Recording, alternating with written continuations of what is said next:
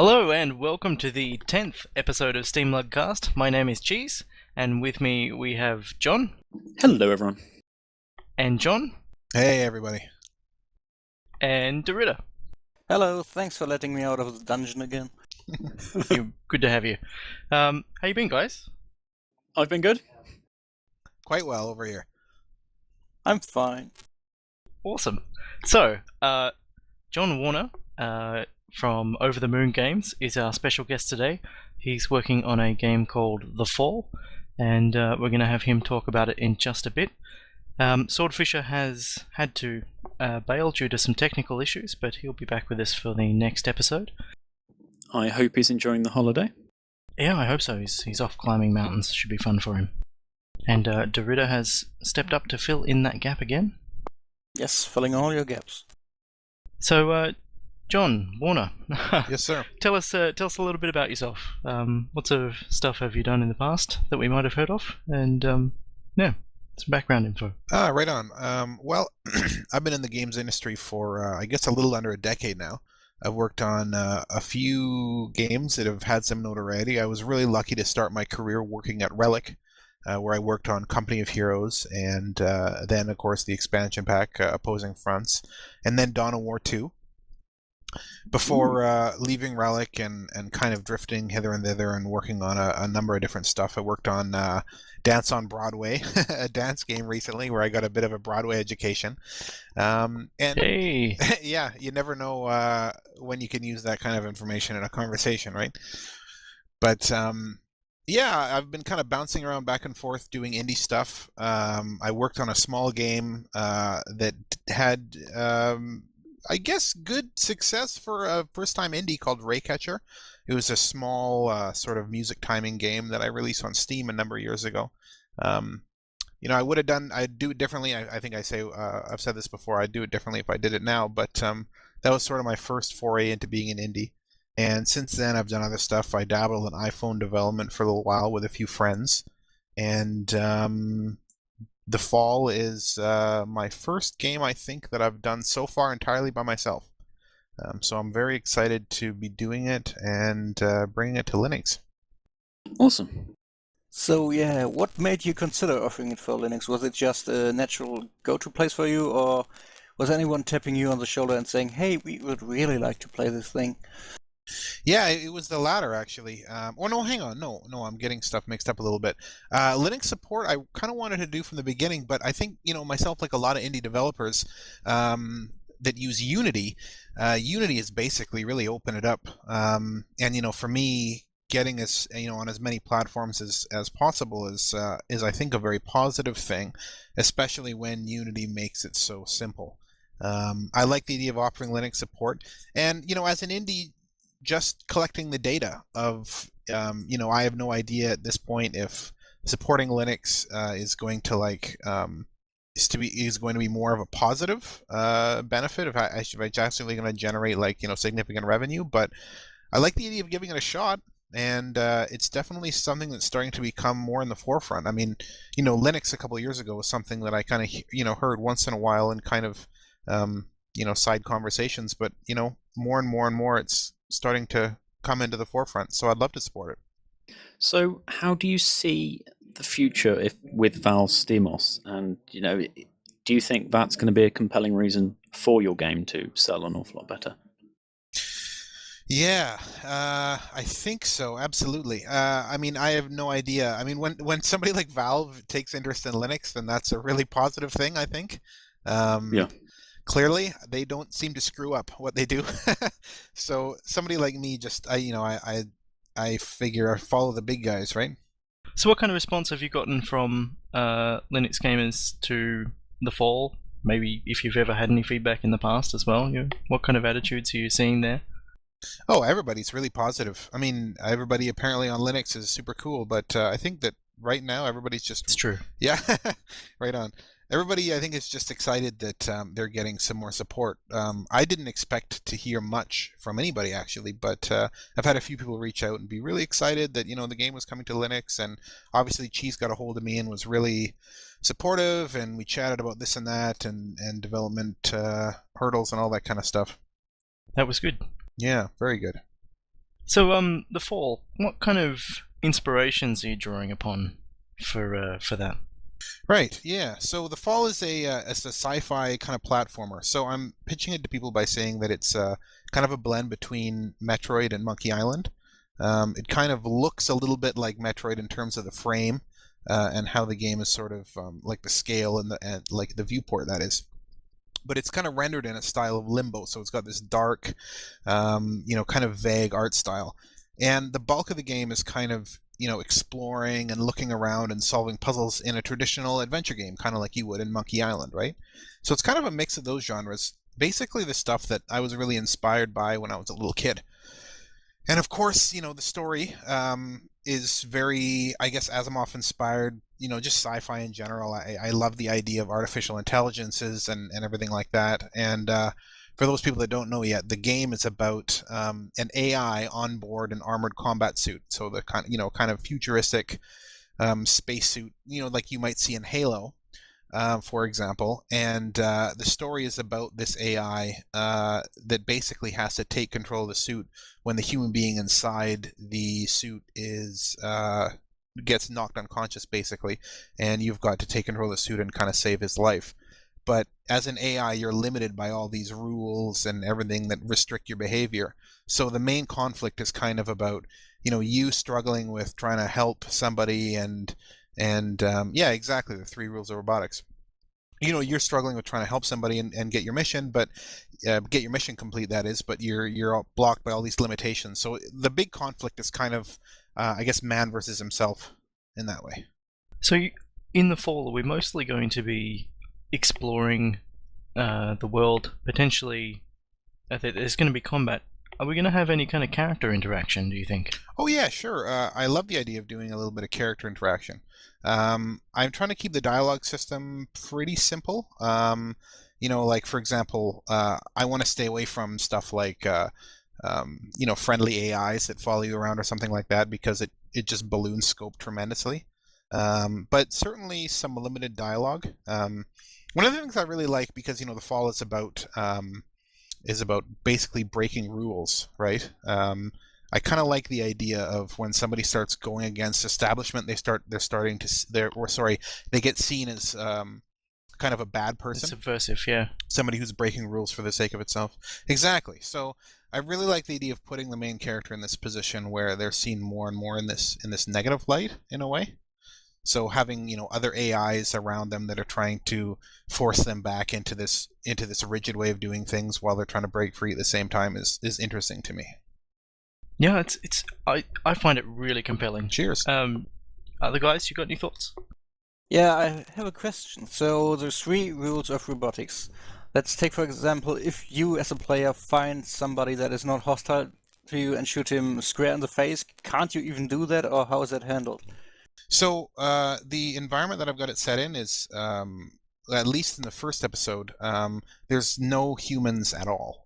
It's kind of this old, dilapidated environment where there's a lot of other artificial intelligences kicking around, so there's nothing stopping you from shooting them, of course. And the other thing is that the world that I'm creating, the rules of robotics as Asimov has defined, I'm not sticking to them purely strictly. For one reason is because Arid, or the main character is named Arid, pardon me, is a military robot, right? So the rules, they kind of adjusted a little bit. In other words, it's more important to follow orders from the pilot of the suit than it is to never kill anybody. So the world has got all these different AIs, and some of their rules have kind of been put in different orders and everything. So there's a little bit of that going on. I have so much story speculation that I want to do, but I'm going to hold off. Oh, fun. Right on. Yes. How far through conceptualization of the game as a whole do you feel you are? Do you kind of feel that you're at the beginning, you've got your tech demo done, and you've got this blank canvas ahead of you? Or do you have kind of a solid set of milestones or key points that you feel you want to visit along the way? Somewhere in the middle. I have like a pretty strong outline. I mean, I think that it's important when you write a story that you have some kind of clarity, because otherwise the thing can kind of meander and kind of lose its meaning, and I don't want that at all, because the premise is something that people have expressed interest in. So now I'm like, okay, well, I have to finish it and make it not suck, right? So I have some ideas of what I want to do with it for sure. And at the same time, I've got 2 more episodes to build, and there's going to be lots of room to draw inspiration, for example, from, like you guys just said, like speculating about where the story is going to go. I mean, already just doing with this Kickstarter campaign has brought up all this interest, and people have been excited and shared ideas with me. And it's actually helped to clarify the vision for the game, right? Because as they're showing me what they're interested in, it's also helping me draw out, parts that inspired me about the idea in the first place that maybe I wasn't really conscious of, or it's just helped me clarify what my messaging is. So I love the idea of opening up a little bit as I move forward, as long as it makes sense and it's cohesive, Yeah, for sure. So what kind of level of input are you hoping to get from crowdfunding backers as you move forward with development? Oh, as much as they want to give me. I love hearing input. I mean, I don't have to take it all, but absolutely. I mean, honestly, you guys should have seen earlier builds of the game. It was just there were abysmal problems, interface problems, and stuff that wasn't working. And some of the early feedback I got from friends was just that they hated it. It was terrible. And for me, learning to push through negative feedback and still kind of hold my vision has been like one of the biggest trials for me, like learning experiences on this project. So the point is that I think feedback is fantastic. And I don't have to accept all of it, of course, but yeah, I mean, somebody reaching out and getting excited and sharing with me how my game inspired them and they have all these ideas, that's a wonderful gift. That's fantastic, As much as people want to give me, I'll listen. As long as it's not 24/7, right? I got to get some work done, but Yeah. So to put that in contrast to your former studio gigs, like being indie now, you're completely rediscovering the process of making a game to bounce these ideas at people that are not in the industry themselves and get their feedback.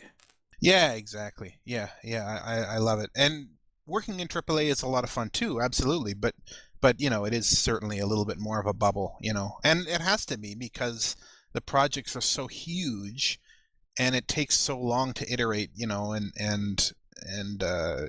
obviously your design has got to be a little bit more clear, I guess.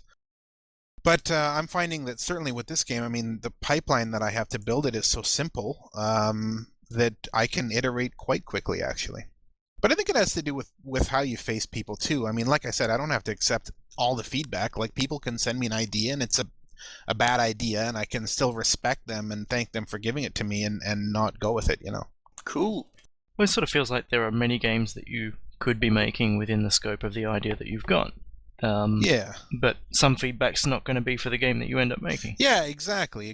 And I find that some of it, like, if somebody has a horrible experience, for example, and gives me their feedback of, oh, the game should be more like this, and I disagree with them, they're like, the way they're sharing it with me still at least tells me that they had a bad experience and they'd like it to feel, more in this direction. So I can take that and be like, okay, well, if this person had this problem, then other people probably have a similar problem, right? So I find that I can always take something and help it refine my vision, as long as I don't lose that focus, right? If I'm taking input and it's distracting me and I'm starting to like change direction, then that's obviously a bad thing. So how do you think you might manage feedback if you do find it is overwhelming? Right. Well, I could be wrong about this, but I mean, so far the amount of feedback I've gotten from this Kickstarter campaign is incredibly manageable. So I can't picture it get to the point where it's overwhelming. But I suppose, yeah, if it ever gets to the point where it's absolutely overwhelming, then I'll have to respectfully bow out or I guess change how I'm presenting myself publicly or something like that. Hopefully it won't get to that point, but we'll see. Well, fingers crossed. I mean, on one hand, totally want to see a huge community get behind this. This idea is fantastic. Cheers. The concept and the premise. I'm probably biased because that's stuff that I'm into already, but it just seems so compelling. But yeah, I hope that you're able to grab the sorry, I don't know where I'm going. I'm just gushing. Oh, thank you. I appreciate it. I'm flattered, man. That's awesome. Very cool. So, what led you towards crowdfunding to achieve this first episode. Oh, sorry. Is it just the first episode that you're crowdfunding, or the whole lot? Yeah, that's right. It's the first episode that I'm crowdfunding, but things are looking up, to say the least, because it takes so little to develop each episode that if the Kickstarter interest is any indicator of sales, which I think it probably is, then it's probably virtually impossible at this point. The second episode won't get funded. So I'm quite optimistic about that. But and that kind of answers your question in part two, because a big reason for the Kickstarter campaign is to gauge public interest. I mean, I've worked on a lot of different projects and kind of toiled away in my own little narcissistic mind, thinking that somehow what I was making is awesome, but then I share it with people and they're not interested. So getting an idea of what people want to see and if it excites them is like very important. I've always had this attitude also that I don't want to be telling people too much. Here's what I was thinking, this is what I was going for exactly. I think that the game should stand by itself. So I wanted to get to the point where the build was polished enough that I could put it in front of somebody and it would just make sense on its own. And when it got to that point that it was finished, I was like, well, I guess here it is. It's a complete package. I can put it into some kind of demonstration and go for crowdfunding. So it just seemed like the natural progression, I guess. If that makes any sense. Yeah. Kickstarter's been fantastic so far. Did you find that running a campaign was more or less intense than you were expecting? Oh, a lot more intense. It's because I'm such a psycho. It's I can make stress out of anything. I found out something funny about myself, which is I think that I only have a certain capacity for positivity. So when people are emailing me telling me, "Oh, this is awesome, you're doing so well," I'm like, okay, this is awesome, but I can only take so much. So I eventually turn it into a problem. I'm like, okay, I've got so many backers, but I need to get more, and all this kind of stuff. If you get right down to it, that's a really productive attitude. It gets stuff done. Oh yeah, good. Well, I'm glad. Are you a similar way? No, but when I get to that point, even though that's not my natural state, I am more productive than otherwise. Right. And we're getting a comment here, yeah, others like that. Right. On that note, the Fall will be expecting to be available early next year for Act 1, was it? Yeah. Or mid next year? Kind of early mid. I think somewhere around March or April, I'm hoping. Yeah. Unless some unforeseen nightmare happens, but I can't imagine that, so... Oh, we didn't ask how well your Greenlight campaign is going. Oh yeah, it's going very well. I couldn't believe it, actually. I'm currently at here. You know what? Let me refresh the page.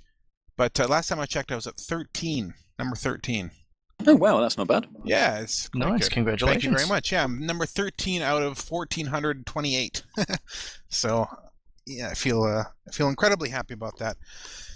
But I guess it's a good feeling to have. Yeah, absolutely. So.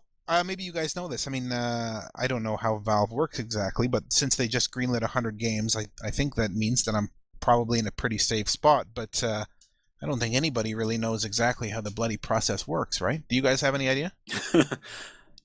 We don't really have any idea, no. They don't definitely take the top chunk. They have left ones sat in the top 10 before. Really? They've been doing sort of 15 to 30 in the last. The 100 was just for the anniversary of Greenlight opening. Uh-huh. But it's more than likely that you're going to be in the next chunk. I would have thought, barring anything major happening. But Okay. We'll have to wait and see, I guess. Well, how many came out with the October 2nd bunch? That was a lot more than the original 10. I think it was around 30. Yeah, it was heaps. Right. Okay. Well, I'll let you guys know how it goes anyway. The thing about Greenlight as well is that you can get into a high position, but until they decide to approve a bunch of titles, you're still fighting to maintain your position because you've got everybody coming at you from behind.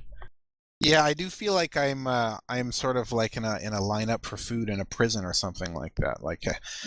I've got all these guys around me that are probably cool guys, but I'm like, am I gonna have to slit somebody's throat? I don't really want to do that. And Gaben with a distrusting face is putting the porridge in your bowl or whatever. Yeah, exactly right. Wow. So what platforms can we expect to see The Fall on at this stage? Well, definitely on Linux, PC, Mac, and the Wii U. And of course, I'd like to Woohoo. support PS4 and Xbox, and maybe Vita. But it really depends on my bandwidth and whether I become a registered developer, because I've yet to really hear back from those guys in any sort of big way. So. No worries. And was there anything else you'd like to share with our audiences? No, I don't think so. Those were great questions. Other than if you're interested in what you hear, you should go take a look at the Kickstarter campaign. If nothing other than just to take a look at it and see what all the fuss is about. Whether you're comfortable backing or not, that's cool. But that's it, really. Now, are the update videos available to non-backers? I think yes, they are the significant ones. In fact, I just updated the page yesterday, and I put some of the gameplay videos I've been producing on the front page, so it should all be public. Ah, good. Yeah, because they sort of expose a little bit more depth about the kind of gameplay that you're hoping to present with the game, which are worth looking at as well. Right. Cheers. Thank you. Yeah. I'm glad they've had a positive response. It's kind of funny because it's like, I like the game obviously, but I have no idea what the public response is going to be. So every time I put out like more detail about the game, I'm like, are people going to hate it? But so far it's been great. Fantastic. Well, as we said before, you're more than welcome to hang around, but if you need to disappear, thanks for joining us. Cheers. I like talking to you guys, so maybe I'll stick around, but I don't know if I'll contribute much, but maybe I'll hang out in the background and see where it goes. No worries. Feel free to chime in on anything that we chat about. Cheers. Absolutely. Awesome. Cheers. Well, that was fun, guys. Cheers. Thanks. Cheers. Yeah, thanks for coming. Excellent. So, moving on to SteamLUG community stuff, we had bit of a downtime on the events page and cast page with the server due to a bug on the Steam community site, which has since have fixed, so that's nice and working now. Upcoming events. This month we've got scheduled TF2, Dota 2, Legends of Aetherius, and Guns of Icarus Online. We might do some additional events in the meantime, depending upon what kind of demand there is. We've been talking about Planetary Annihilation, Verdun, some other requested stuff, maybe Oil Rush. And we might even get around to Kerbal Space Program as well. Oh yeah. Because I've got some more free time now, yeah. We need to get back to Amnesia as well. Oh, yes. Is a machine for pigs in, or are we still at Dark Descent? Oh, we're still playing Dark Descent, so we kind of got to finish that off so we can get onto Machine for Pigs. So yeah, how were the last two events? TF2 went well. We had good number of players. We didn't quite fill up a server again, but played for maybe 3 or 4 hours, and it was enjoyable. The Crusader Kings 2 match was a little bit short-lived, but a bunch of us went off and played Guns of Icarus online after that ended.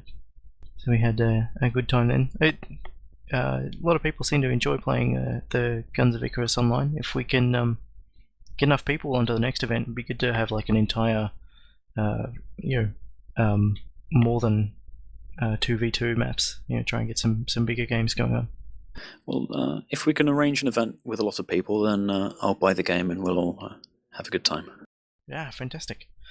So if anybody's not clear on what that game's about, the idea is that you have airships that are crewed by teams of 5 with a pilot and gunners and engineers, and you kind of work together as a team to drive your own ship rather than running off on your own to kill other people. So it's kind of teamwork oriented. Teams are really small, so communication's nice and easy.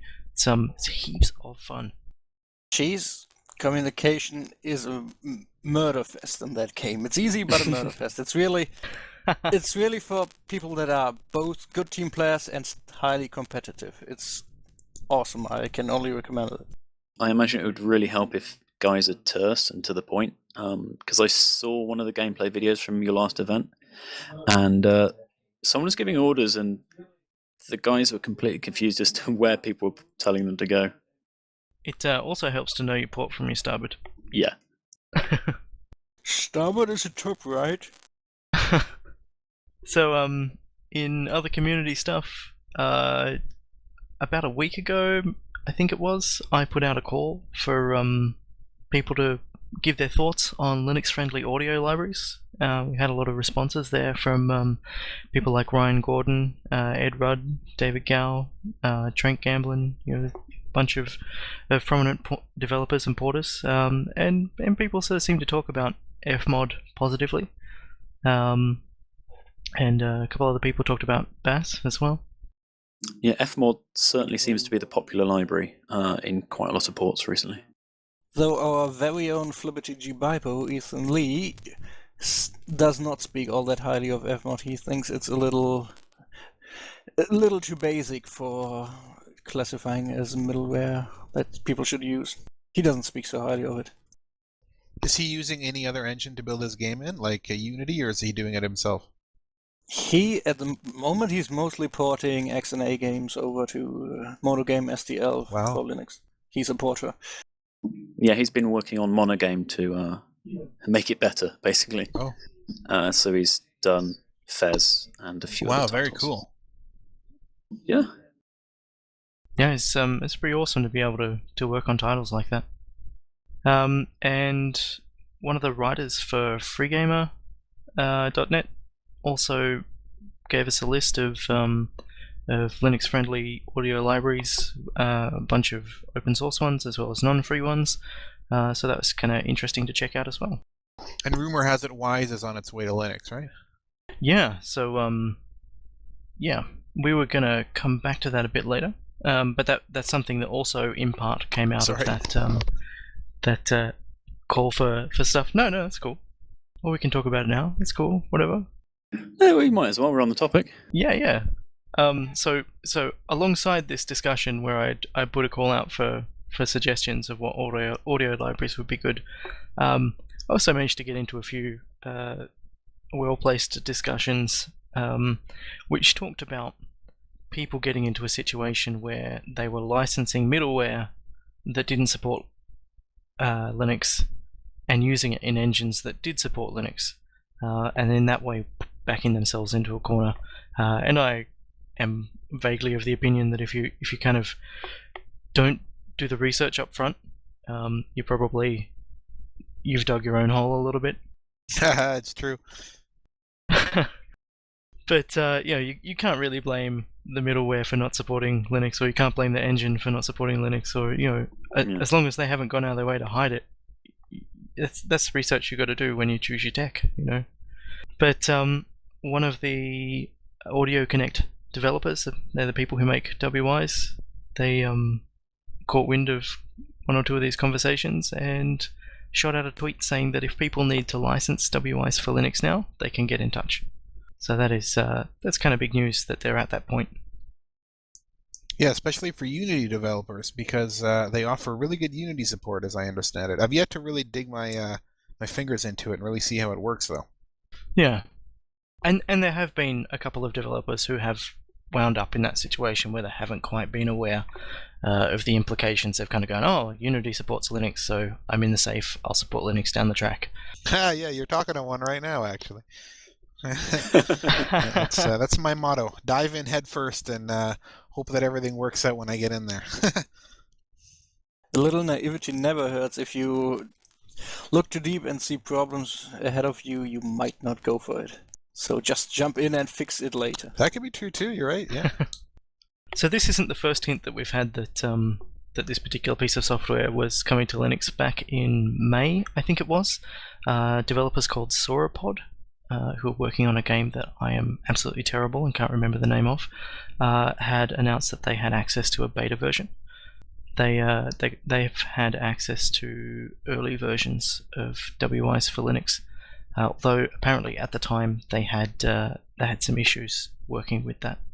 But it sounds like they've moved ahead and have made some forward progress, especially if they're looking at licensing that out now. So that's really positive. So on our last cast, you and Swordfisher spoke about Software Freedom Day that was coming up. So what happened, Cheese? Oh yeah. We held our Software Freedom Day event in my local town. I've been running it for 7 years now, I think.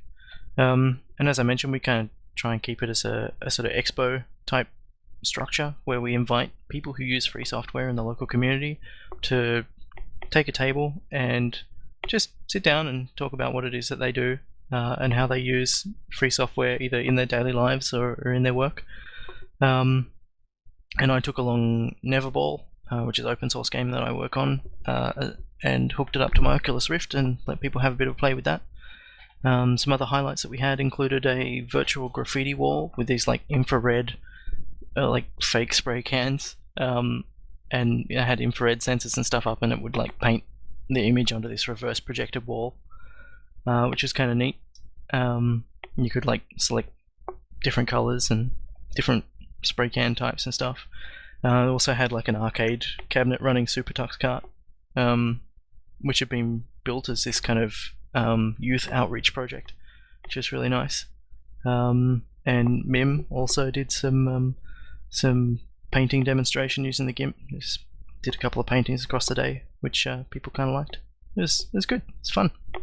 I don't suppose either of you guys managed to find your way to a Software Freedom Day event locally? No, I've just been too busy. But I was there in spirit.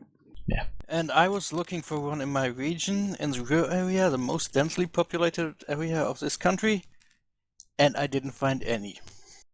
For real? Yes. That sucks.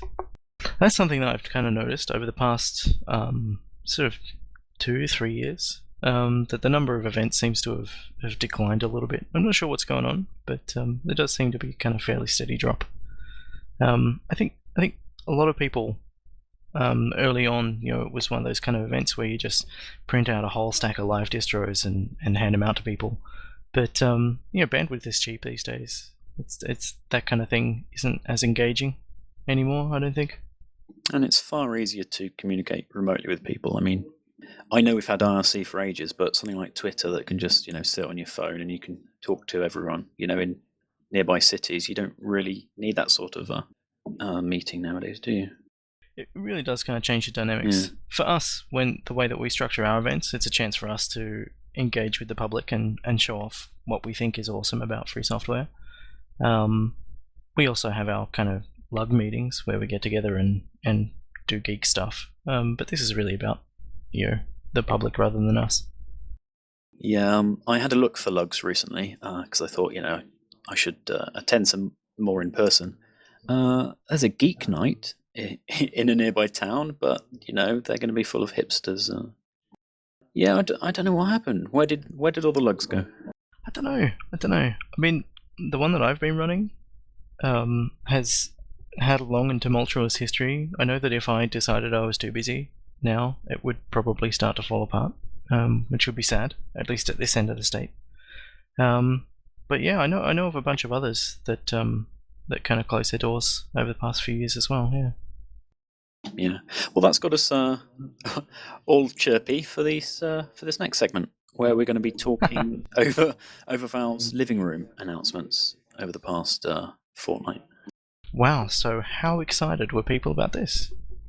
The internet was probably set to 11. Do you want to give us a bit of a recap on the structure of the announcements? Well, in the last cast, we mentioned Gabe giving a talk at LinuxCon, and he dropped a light hint that they're giving out some news next week.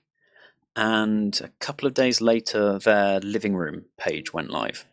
And it said there were going to be 3 announcements in the next week. They were fairly vague about when they were. At the time, I thought it was going to be Monday, Tuesday, Wednesday, but it turned out to be Monday, Wednesday, Friday. And they just said, we've got 3 announcements. And they left some symbols on the website, and people had to guess what they were. I mean, what did everyone think of that? I wasn't sure really what the symbols were meant to represent. They seemed to be some kind of counter, but people were reading all sorts of weird stuff into it. Yeah, when you overlaid some of them, it even spelled out Dota. So people were thinking God knows what. But actually, the symbols made sense if you look at it in retrospective, because the first one was like software depicted by an O, then there was software in brackets, so that means the box on which the software is, which was the Steam machines, and then there was 2 O's connected. No. What? Well, the problem is, if you're gonna, it's like writing something on a tablet and putting it on Voyager. You don't make circle SteamOS, circle in brackets Steam machine, 2 circles with a plus controller. It's just, you've spelt the alphabet, a circle SteamOS. So now you've got 2 SteamOSs and a plus. That made no sense. No, because there was no space involved that makes them one object. No. I think they started with the Steam controller icon and then broke it up into discrete parts. Yeah. I actually don't really care, and I would rather talk about the contents of these announcements. Okay. I think Valve has made us all insane, waiting for Half-Life 3, looking for patterns over and over and over again that don't exist. Yeah. Yeah, it's brilliant. All these arcs are hurting my head. Oh, that was the best thing when they were lining up the symbols and going, it spells Dota. That's probably the most credible image. So right, the first announcement, SteamOS, a Linux distro by Valve. They haven't said anything about it beyond it's going to be a gaming distro for their machines that they at the time hadn't mentioned. And that was it. That was all they put out. They told all the gaming sites, and then they said, learn more on Wednesday. Well, they also said that there would be. They announced a bunch of features for the Steam client at the same time, which would eventually, once the Steam machine stuff was revealed, would really kind of facilitate the moving of or the accessibility of games from a kind of living room context. Right. So family sharing was already announced, so they just said that's part of our strategy. And the next one was, you're going to be able to stream your games from your old Windows computer over Steam to this SteamOS. Was there anything else in that? They also talked about how they wanted to have an open system that people could pull apart and mess around with. Yep. But I think SteamOS is the thing that most people in the press actually got wrong, that not thinking this is a kind of OS Valve wants you to put on your existing desktop machine, which is absolutely not the case. It seems like the OS, they will be shipping a stripped down version of just everything, boot to Steam, do everything in Steam. Yeah. And some people really didn't get that memo. So that was one miscommunication to the general public, it seems. It's kind of hard to see where it's going at this point. I think everyone was shocked by Linux at that point. Gaming? Linux? Valve are pushing this? This is going to be our future gaming system? I think that upset quite a lot of people. Because if you look at Reddit with everyone posting questions, am I going to have to run this as my normal, operating system now? The answer is no, you don't. Because those of us who are already using Steam for Linux and kind of been keeping an eye on things, in hindsight, there were a lot of hints leading towards the stuff that was announced. It's interesting that we saw those dots that made up this picture, but it came as a massive shock to people on other platforms who weren't paying attention to this sort of stuff. I think it's interesting. Right, so the second announcement on Wednesday was that they were opening up a hardware beta to any Steam user. You basically had to do a quest to get a badge that would admit you into a very tight lottery to possibly get a prototype hardware that they've been developing, which was surprising, I think, to everyone. Yeah, the prototype stuff definitely was a bit of a surprise. Because they didn't announce what sort of hardware it was, and everyone was expecting that, because they've announced the operating system. Now you think, well, they're going to have to talk about the hardware. But they didn't. They literally just said, we're going to open up the possibility that some of you can play on this hardware and go get these badges. Yeah. Again, they talked about their philosophies of wanting to allow people to hack the device, pull it apart, change bits, focusing on this whole kind of users can control and mess around with what they end up putting in their living rooms, which I thought was a kind of interesting common theme for them to be pushing. That's probably the biggest takeaway for me, was that Valve seemed to be focusing on getting the word out that they want to embrace customization and community contribution for those aspects. They're saying they're serious about this as a platform. They want to get the applications that are on our platform already to be interoperable with tools that already exist and engines. And, they are deadly serious, and they're telling people, as they said at LinuxCon, they've been working on debuggers, and they've been getting support from the 3D drivers to improve. And, they really are looking at all the different segments, because they're looking at middleware APIs with like SDL2. I was going to ask, do all of us have this badge now? I do. I do. Steam Big Picture seemed to think that my joystick was a controller, so yeah. Okay. Mr. Warner, have you tried to get that badge? I'm just actually looking at my profile right now. I think I might have it, but I haven't been digging for the Steam badges. Not yet. Yeah, we've had some interesting talks about the badges recently. Well, what about it? What do you think? I like them in one way, but I can't stand them in another, because my OCD really wants to get them, and it's probably not good for me. Right. Yes. Well, I'm impervious. Sorry, I'm impervious to that one. I've never had an interest in collecting stuff, but yeah, if you've got mild OCD, then Yeah. You're gone. From my perspective, it's really disappointing. I used to use people's playtime as an indication of how long I could hold a conversation with them about a particular game. So now I see people, I go, "Oh, you're playing faster than light. Awesome, where are you up to? What are you doing?" And they go, "Oh, no, I'm just getting cards." Yeah, but it's sort of this thing that if you buy a new game and you play it to completion, you should have been awarded all the cards. So it's really something that, if you hadn't already got the cards from playing, then you're just padding it a little bit. And I mean, I've been quite vocal. I reckon they're doing it to sort of encourage you that, you can share games now with your friends, but they're not going to get cards at all from it. So they're not going to get the badges. So you're not going to be able to level up if you're playing your friend's game. So that's going to encourage you to buy the game to then get these badges. And, it might be that they make them more powerful in the future. I don't know. We'll see.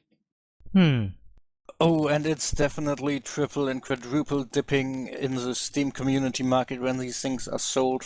Even if it's just a couple of cents, they are making a lot of money on this stuff. Yeah. But game developers are also making money, so I think it's a good incentive for them as well. Can't deny that. It's definitely shifting the landscape, I think. In subtle ways that aren't that visible, but... Yeah, if anyone wants a cheap badge, Trine 2 is probably the best one to buy. And it's a good game. Oh yeah, definitely.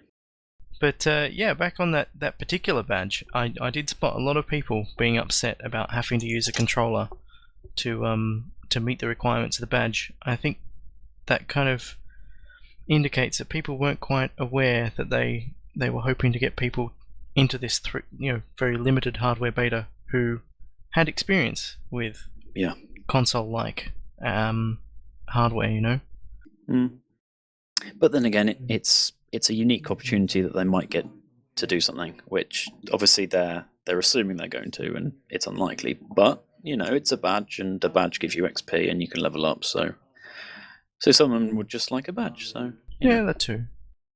Yeah, actually, I'm surprised they didn't make the restrictions stricter, because I know there's just lots of people in there who want to get a free rig out of this, hopefully. I would be very interested to see what the average friends list size was. Out of everyone or out of those participants? Out of everyone on Steam. Yeah. Because I feel like I've got a large user list. I mean, I'm well into the hundreds. Apparently for some the friend situation is so that they had to actually make a thread where people were inviting each other on the friends list to be eligible for that badge. Yes, we've had a couple of people pop into the Steam for Linux chat group on Steam to look for people to add on. And I mean, I don't mind being added to a friends list if someone, is trying to look for more friends, and, might as well get them included, and maybe they can join the community a bit more from that.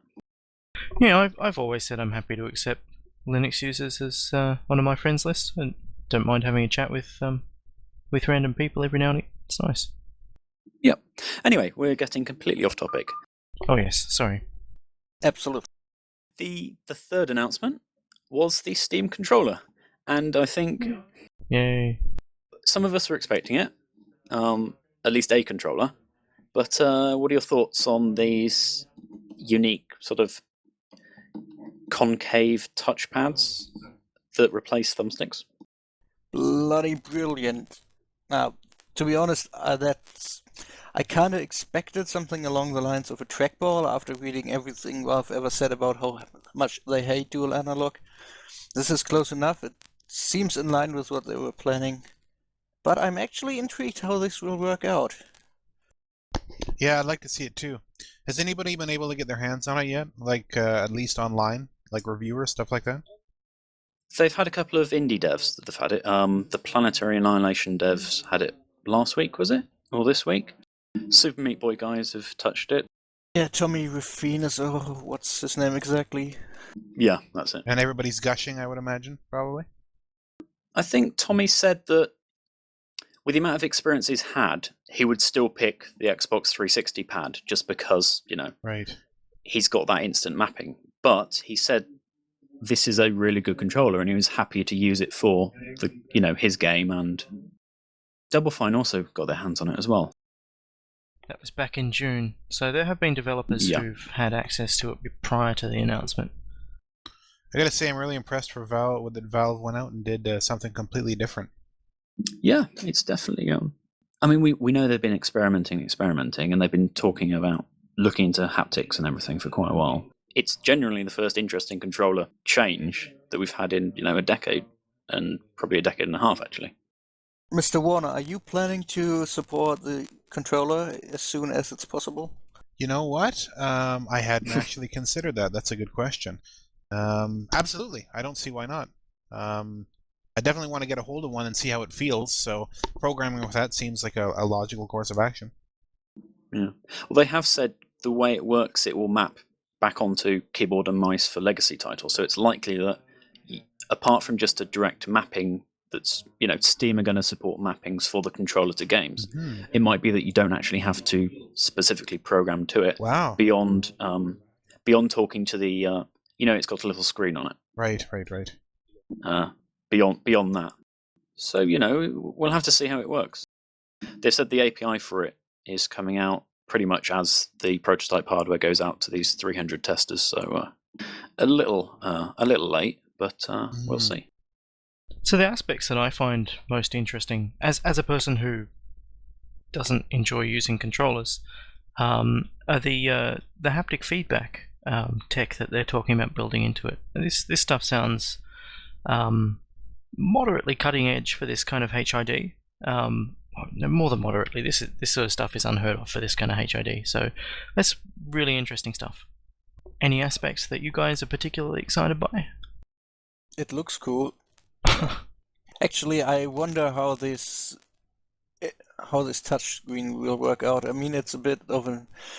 It sounds boring on paper, but actually for PC games, there's a lot you can do with such a device. I mean, that's just basically define whatever kind of interface you want on that touchscreen. Well, the thing is, it's quite a small screen, and they talk about it having a solid touch to it. So, you press it down like a button, and I don't know if it's going to be like a D-pad, but it can also show... I honestly don't know. I mean, the prototypes that they're giving out are basically just going to be four squares in a grid. So, it's going to be really hard to see what they're going to be like when the prototypes are still a distance away from being that final product. Yeah, I guess for that we have to wait till the API specs are out. Mm-hmm. I'm going to guess that they're planning ahead, that they're going to be open to the idea of developers taking this screen and doing what they want with it, potentially using it for gameplay related stuff beyond simple menu interaction. Maybe could be used for all sorts of interesting bits and pieces. Yeah. It is odd though that out of the current future gen input devices, you've got the 360 that doesn't have any touch, PS4 that's got a fairly large touchpad that doesn't have a screen on it, the Wii U pad, which is basically a screen with a really crappy touch on it, and then this one that's got a small screen that's sort of like the Optimus keyboard. It's got some little screens and it's got touch. So it'll be interesting to see, if any features that sort of come from ported titles are retained, or anything that comes from this. So yeah, lots of variation. I wonder if it'll make multi-platform development more or less difficult. It will be interesting to see. While the controller has 2 extra buttons on the rear, I find the placement of the A, B, and X, Y interesting. I don't want to say odd. I don't know how useful they're going to be when you've got your hand over these 2 touchpads. Are they the buttons that are around the touch screen? Yeah, there are 2 on either side of the touchscreen that will map to the standard 4 on the right hand side on the PS3 and Xbox controller. I'm not familiar with them. Okay.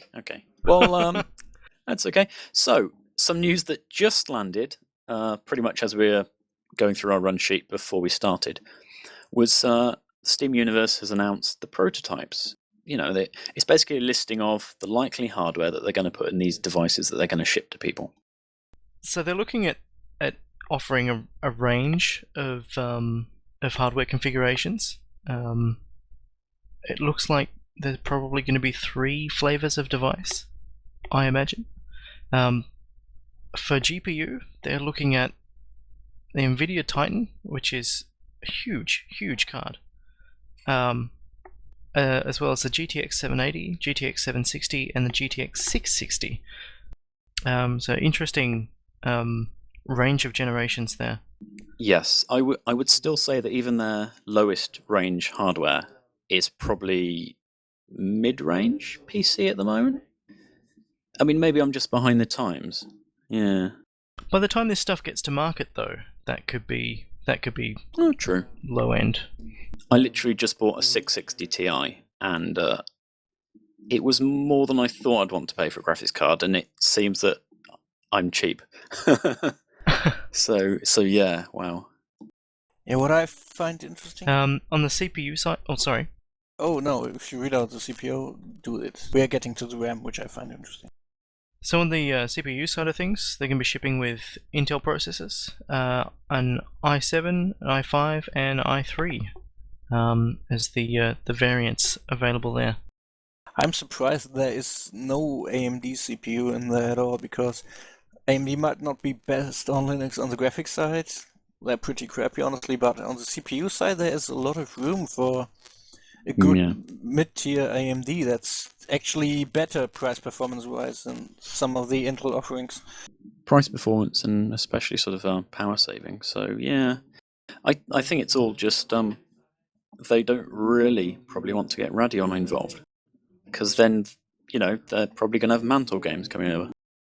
The other thing to remember at this point as well is that this is only the beta. These are only the prototypes.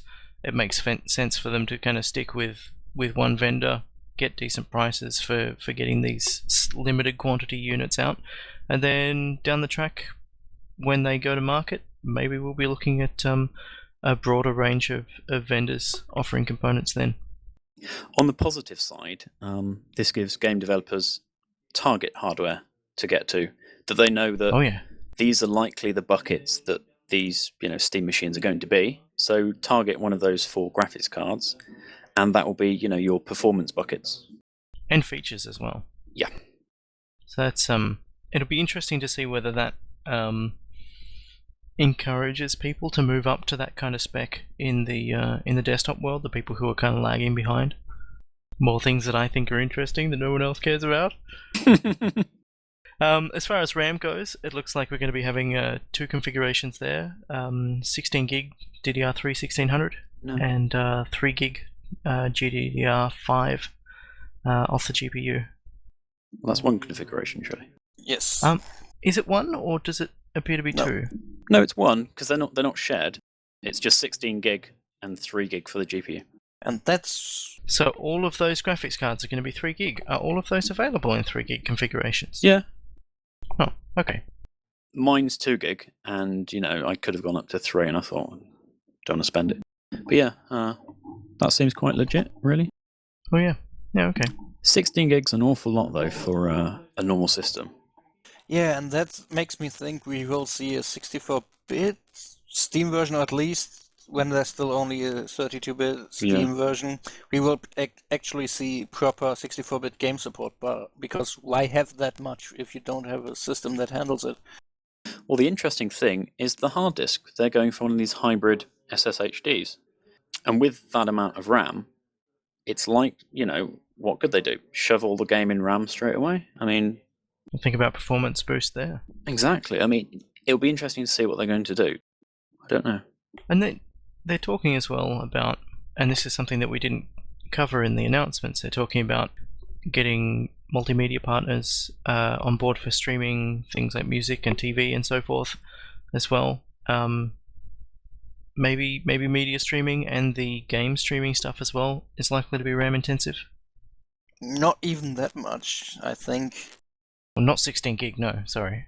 I mean, audio streaming, even if you game while it is the thing, even ages old 1 gigahertz PC easily does compare with games that are from its timeline. And video, you don't really watch video and play games at the same time because that kind of excludes itself. Oh, I do.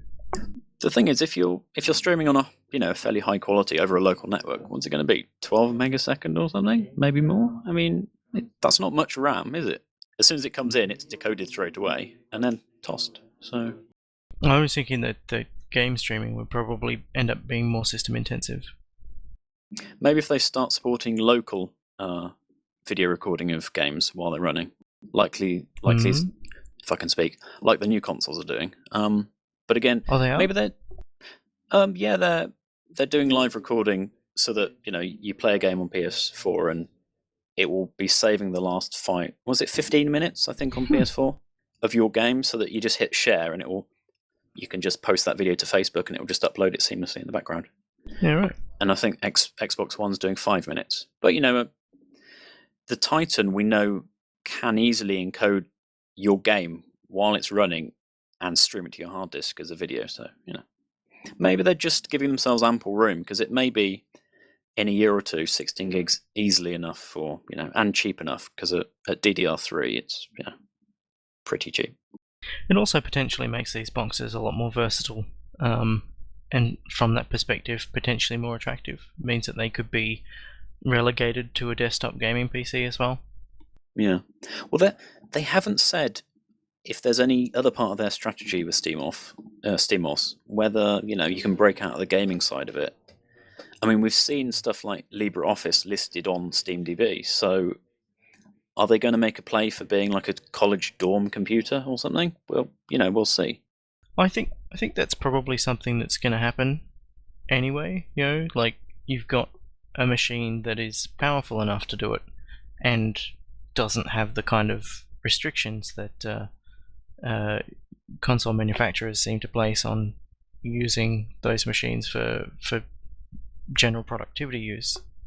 I think that we're likely to see people go, well, I've got this box here, I'm going to do some work. Yep. Looking at storage, they're going to ship, by the looks of things, with a 1 terabyte, 8 gigabyte hybrid SSHD. Mm-hmm.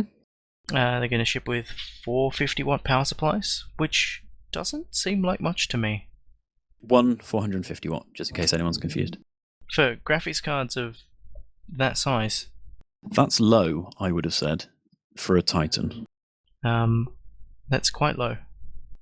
But it might just be a high quality 450. So in other words, something that can sustain it quite well. It has gold in the name. That's what I was about to say. And a plus. Yeah. It must be good. You know what they haven't said? They haven't mentioned whether it's got any media. I mean, they literally haven't said, so maybe it's just hard. It's literally just a hard disk, a digital platform only.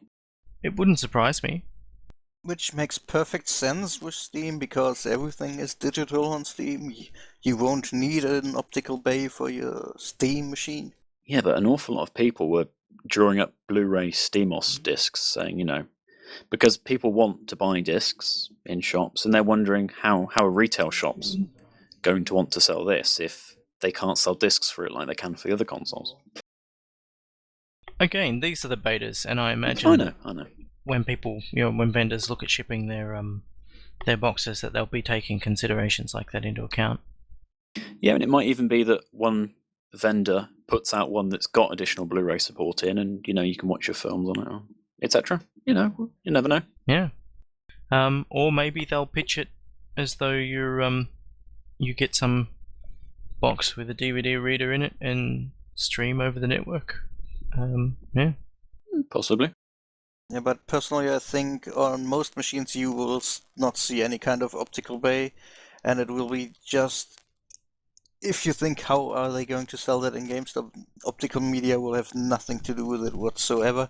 GameStop will be cut out of the loop, and those devices will be sold in your regular electronics, computer store, big box stores. Exactly. They'll be right alongside the hi-fi separates and the VCR boxes. Yeah, and they will be sold there because the hardware partners will sell them on a profit margin. They will not be loss leaders like for the classic console vendors. Mm-hmm.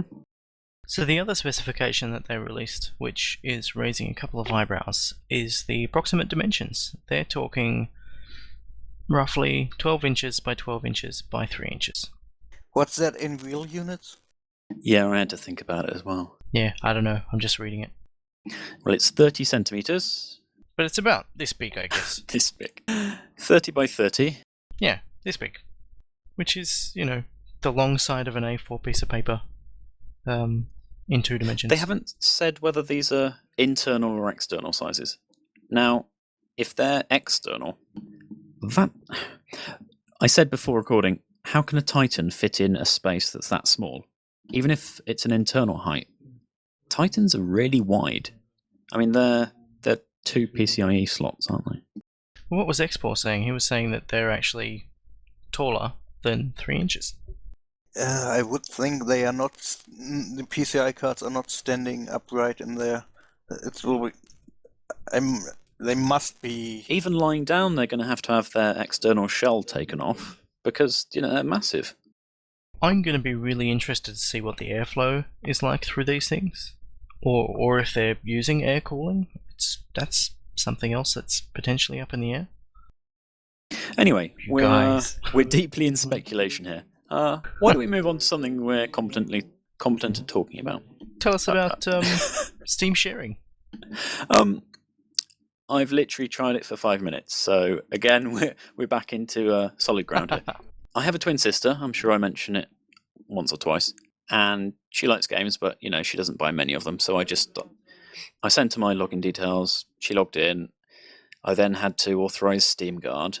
Then she got through again. And then you have to go to your settings and authorize the computer with a button.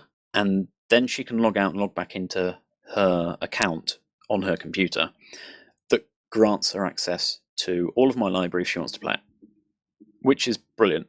I got her details and logged in on my computer, but because she's not part of the family sharing, I can't play any of her games. And that's what's really weird to me, that this whole system isn't based on just sort of linking accounts together.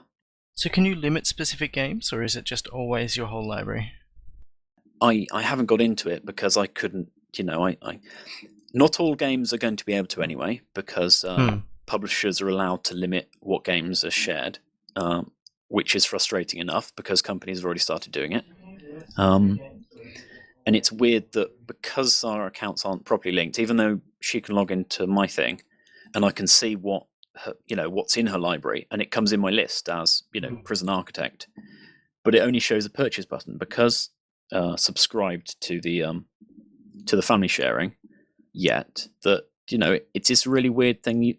If you're going to the effort to entrust someone with your account so that you can get VAC banned or whatever, then I would have thought that Valve would have thought that should be reciprocal, something that a mutual share between either account. But at the moment, it's one where you have to log in on that specific computer and then authorize them. So whenever you're setting it up, it's always a one-way system anyhow, and it's weird and it's very clunky to set up. It does sound odd. But that's just a beta limitation, right? That's Yes. probably going to go away with a real deal. The limitation of her not being in it, yes, but the current way of logging in and doing it, I don't think they're going to be able to change within the next couple of weeks before it goes live. So, One thing I did spot on Twitter was a bunch of people talking about how their press accounts supported sharing. yes, that would be great. And I need to find someone who's got a press account. Yeah. Oh, apparently they don't anymore, says Export. Oh, that's been removed. Okay. Yeah, I had a feeling that probably wasn't all that intentional. So along with that update that came with some of the recent beta changes, they've just been pushing some updates for Big Picture and, fixing the client in places where people have been having issues with managing some of the family sharing and the rest, but nothing major. So let's get on to talking about something we've already kind of covered, Greenlight titles that have been greenlit recently. Yeah, so we were talking about this just before we started recording as well. So a couple of the notable ones that we've picked up out of the list so far, Erase the Sun, which we've talked about a couple of times previously, Pulsar, which we're going to talk about in a bit, but is noteworthy in that it was, I think, very recently, only within the past a couple of weeks, I think, went up to Greenlight and was able to get greenlit incredibly fast. Other stuff in there that's potentially notable is Claire and Aventuros. What are your guys' thoughts? Well, on the individual games, I pretty much only know Race the Sun and Pulsar, so I'm excited about them. But the overall thing is, I'm excited that Steam is now actually greenlighting regular big batches of games and not these inconsistent drops of just a few titles. It seems like they are brute forcing the inefficiency out of their system by just letting so many more games through it. Yeah. Do we just want to briefly describe the games? Claire is an adventure game. It's very sort of minimalistic 2D style. Aventuros is a platformer that maps your file system into a sort of procedurally generated game. I don't know fully how that works, but it'll be interesting to see it. I don't know the other two. I'm looking through the list. Now, Race the Sun is an infinite racing game where you race the sun. You're a solar glider, and you are powered as long as the sun is shining on you, and you have to dodge. You have to dodge obstacles and pretty much just get as far as you can, and you power up over time. I haven't played it myself, but I saw a stream of it on Polaris YouTube channel. Looked fairly interesting, but way too hard for my taste. Do you know what engine these games are using, guys? Race the Sun, I don't know. Pulsar uses Unity. Race the Sun's Unity as well. Yeah, I was gonna say they both look like they're using Unity, but it doesn't look like Claire is using Unity. I'm not familiar enough with Claire to know. I've seen it a couple of times. I really like the style of it because it's sort of like Lone Survivor. The way, I don't know if they've got a shader or whether it's just how it's drawn, but it sort of emphasizes the pixels in a really weird sort of shading way. Yeah, it's interesting. This kind of pixel style with a little bit of lighting at the same time. It's kind of a cool look. It's interesting to see the way that people are kind of reimagining or bringing modern design sensibilities to older styles of or older graphical styles that were a product of previous limitations. Yeah, absolutely. Yeah, there's stuff like particularly sword and sorcery. That sort of stuff really stands out to me, and Kentucky Route Zero as well. It's 3D, but it looks like super old Vector 2D stuff. Well, I know that for myself, I have a kind of love for the old games that were kind of more vague in style. These lo-fi pixel games really capture something nice that I used to get when I used to play Super Nintendo as a kid. These vague worlds that left a little bit up for your imagination. I think that people are starting to bring that back in, but taking advantage of modern hardware that can do real-time lighting and all this other stuff. Yeah, very exciting. Yeah. So also in the list I spot is what appears to be a tiling window manager. yeah, for Windows. It's for Windows, but it's still interesting. Finally, Windows can catch up. Dead silence there. Morbid curiosity. McDroid, which is a kind of it's a 3D action shootery thing with a cartoony style, which I'd vaguely looked at and considered supporting at one point, and Mousecraft, which I'm in the beta for, but have not actually played. We're very knowledgeable here. Oh yeah, I was just scrolling the list. I know quite a lot of indie devs have been talking up Eldritch on Twitter, but that's just for Windows at the moment. I think they're targeting for, sadly. What is a skyscraper simulator? That sounds exciting. Its platform is PC with a capital P. Right, enough mocking people. Moving on to general gaming news. Yep. Well, actually, before that, what have we been playing recently? Dorito, would you like to go first? Yeah, I was a bad boy. I was disloyal to the Linux operating system because Terraria had a great patch, and I've been playing that for most of last week when I was playing. And then I've been playing some Dota 2, and I've mostly been crashing in NS2 and some play in between, because the last patches have really ruined NS2. I must point that out here. It seems like nobody on Linux can play this without constant crashes every couple of minutes. Yeah, it was a shame the first launch actually kind of worked, and then they patched it, and it's been crashing for a lot of people. And I think we're just waiting for the next one, because that's cancelled all our events that we had booked to play it, sadly. Yeah, that's what I was about to say, is that we haven't scheduled any events because people are worried about its stability. Which is a shame, because people have fun. Yeah. I have had a lot of fun. This was my go-to game for multiplayer on Linux for the last couple of weeks, but it just sucks all the fun out of it when you're in the middle of an intense fight, fighting for every inch in the encoder, then you shoot your shotgun a couple of times and bam, back to desktop. You just want to throw your screen to the wall. Yep. So, is this stuff been reported upstream? Do the devs know about it? They know about it, yeah. Yeah, it's reported, and they sort of gave possible reasons, but I think it's just, they're still coming to terms with the platform.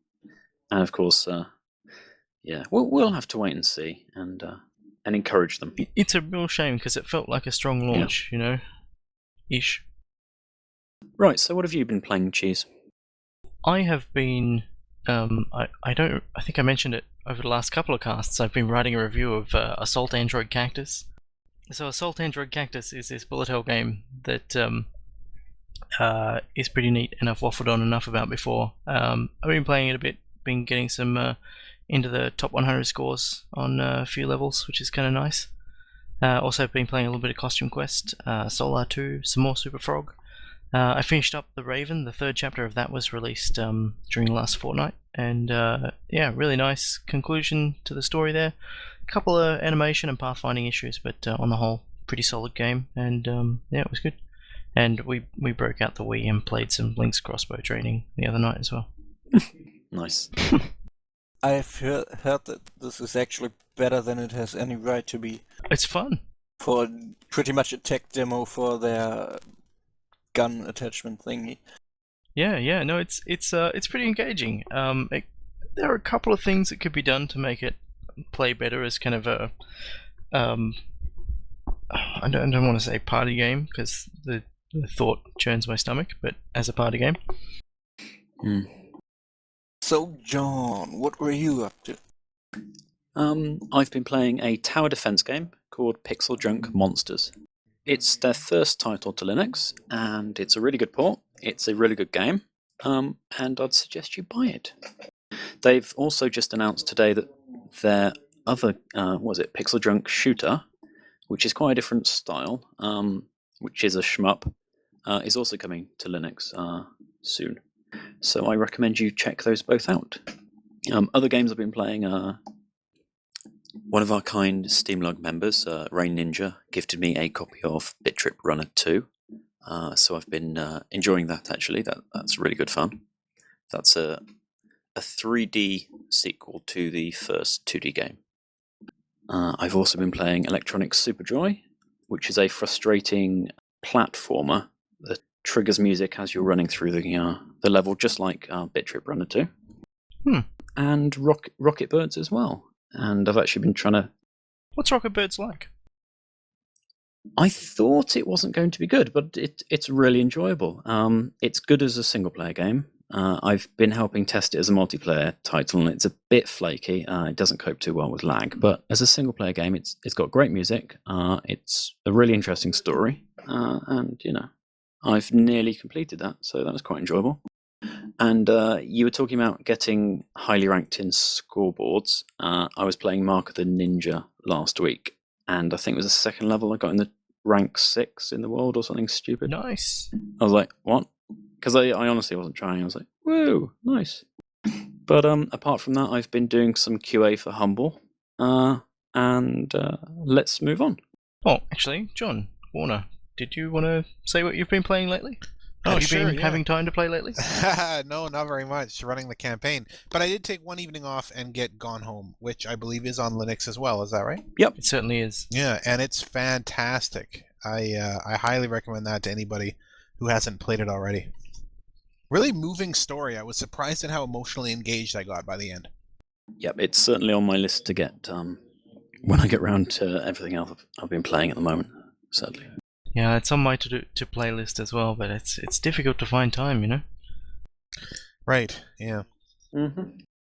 Between all this Assault Android Cactus and Super Frog. That and a little bit of GTA 5 every once in a while, but that isn't Linux, so... Yeah. Oh, NVIDIA possibly hinted there are some news for that, and I mean, I said that earlier, but we'll see. It might be coming to Windows at least, so we shall see. Wait, it's not on Windows? Nope. It's just on the two consoles at the moment. I see. Like their other game, Red Dead Redemption, that's console only, sadly. Because that's a really good story. Oh, really? Yeah. Rockstar really doesn't care about the platform that made them quite big anymore. I don't know. You can still play 1 and 2 for free. Hmm. They're the good ones, yeah? Let's move on to something more encouraging. Yes, when was it? On Wednesday. A couple of days ago? Yeah, on Wednesday, a press release went out that Deus Ex Human Revolution is getting a director's cut, which is ridiculous enough because it barely came out like a year and a half ago. But they announced that it was coming out to all the major consoles, Windows PC, and Wii U. And I think when they said Wii U, it just got me really frustrated. So I messaged the head of the studio for IDOS Montreal and said, hang on, I'm interested why it's coming to Wii U and not PC platforms like Linux and Mac. And he replied, which surprised me, be patient. And the problem is, because it's ambiguous enough that it might just mean that it's coming to Macs, or, it's coming to Linux as well. And it's, but one of the RPS journalists, bloggers sort of noticed it and, pointed it out. So, it could be coming. It'd be interesting. I don't know much about the franchise, but it seems well lauded. Yes. You'd be hard-pressed to find someone who doesn't like the first one. The second one was terrible, so let's ignore it. And the other second one, which is this, is a very good game. Indeed. Considering the first Deus Ex, that is a prerequisite. It's a requirement for your PC Gamer card. If you didn't play it, you don't get that card. So, geez, you have to do some homework. Yeah. It's okay. I'm more than happy to consider myself an Amiga gamer. I'm good with that. I'm more than happy to buy you a copy of Deus Ex 1. And then force you to play it. I want to through make sure one. I have time for it. Okay. But I might take you off on that. Maybe. So, something else that we'd spotted recently was that Linux depots for... Was it a beta of Monaco? Monaco. I've never been there. Watch some F1. Yes. Anyway, it's Monaco. Is it car racing? Yes. Formula 1. Oh. Grand Prix. Oh, I see. They race around it once a year, just for fun. It's a bit wasteful. It's a way too tight place and the races are boring. It does seem like it uses up a lot of rocket fuel. Sorry, go on, guys. No, it came up in SteamDB and I tweeted about it. And that's another well-lauded game, indie game. How would you describe it? Sort of a stealth. A heist 'em up, cooperative heist 'em up. Heist 'em up. I like that. But I actually have only heard about it and have never played it, so I can't really tell much about it. I've been kind of taken with the concept. a bit. I'm kind of interested to check it out if it appears on Linux. I'm glad I held off on buying it. I was nearly tempted to pick it up and poke around with it under Wine. I found it to be a pretty interesting game. I got it on PC very briefly. But as I'm a colorblind person, it kind of blasted me a little bit from all angles with color, and kind of so I didn't get very far. But yeah, it's really interesting. It's got some kind of fun co-op dynamics. I think I heard it got a colorblind mode. Really? So you might wanna have a look at it again. Oh, I'll go back and take a look. Awesome, thank you. Out of interest, what kind of colorblindness do you have? Protanopia. So it's red and green. Oh, same as me. Oh, no kidding. Wow. Yeah. It's pretty common, or the most common form of colorblindness, I think. Never knew I had it until someone pointed out. Oh, right. this, Yeah. and I'm like, Don't know what you're missing. okay. Well, that's the thing, I've got minor red-green deficiencies as well. if you don't know until you're, well into your teenage years, you avoid all that bullying at school. It did make electronics a little bit awkward. Yeah. That's the thing. I've never had problems with wiring before, so I must just have a really niche version of it. Well, we can still see bright saturated colors. I mean, I can tell the difference in red and green, but when it starts getting into like skin tone and stuff like that, then it gets a little bit hard. I think the first time I noticed was in like a science class. We were looking at blood plasma, and they had some bacteria in it, and I couldn't discern the two colours, and that was really weird because no, that's green. And I'm like, it's pink. And I'm like, okay, right. But that was interesting. Yeah. The thing I like is that sometimes for me, the moon is like traffic light green, and all you normal-sided people, you miss out on that. Sucked in. Wow, I've never experienced that one before. Oh, that's interesting. Are you sure that was just color blindness, or was there something else in your system at the time? Yeah, some heavy drugs. I don't know. I see it most often on full moons. Interesting. But yeah.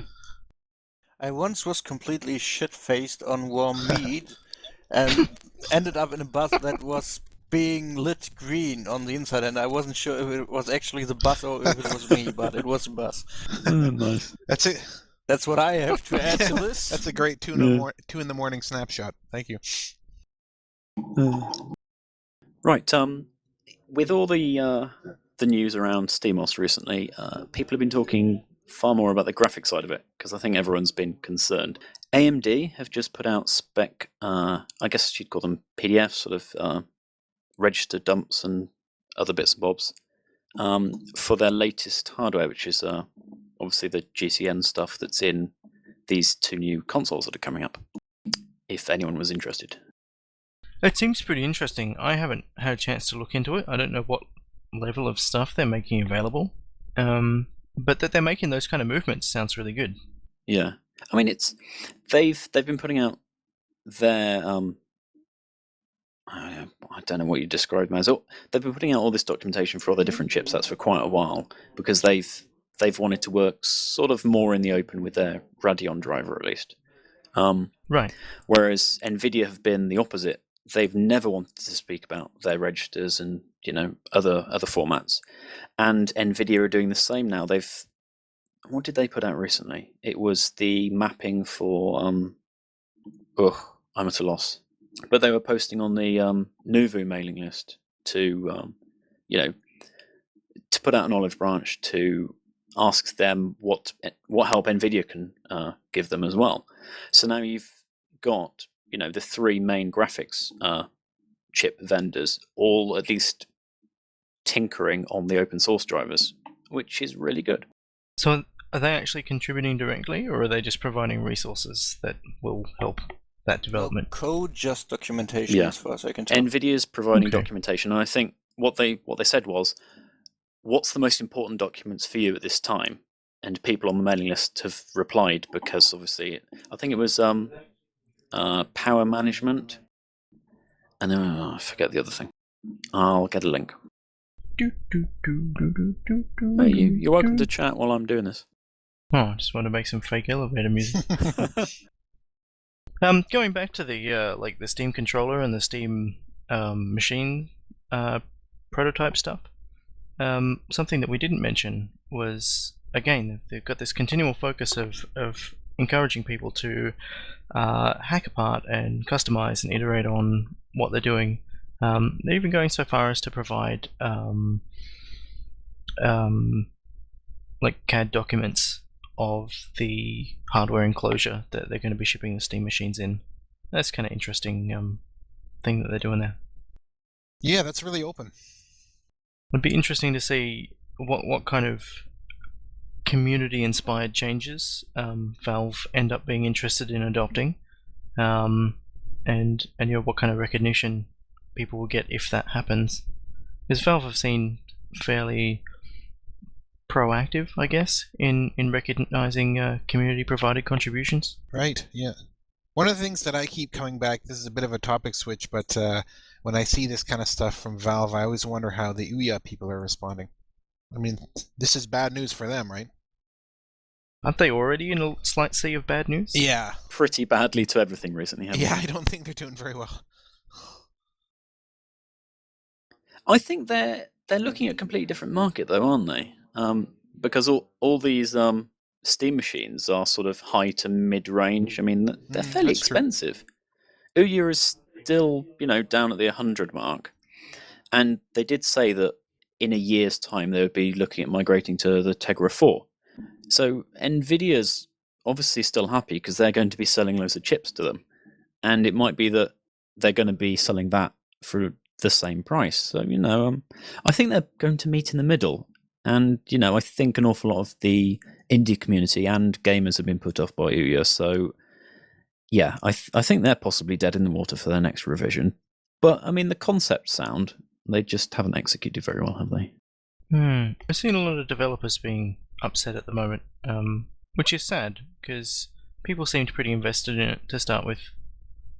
Upset over inability to make revenue on the platform? Yeah, I think it's everything around that. Just they put out a really terrible advert.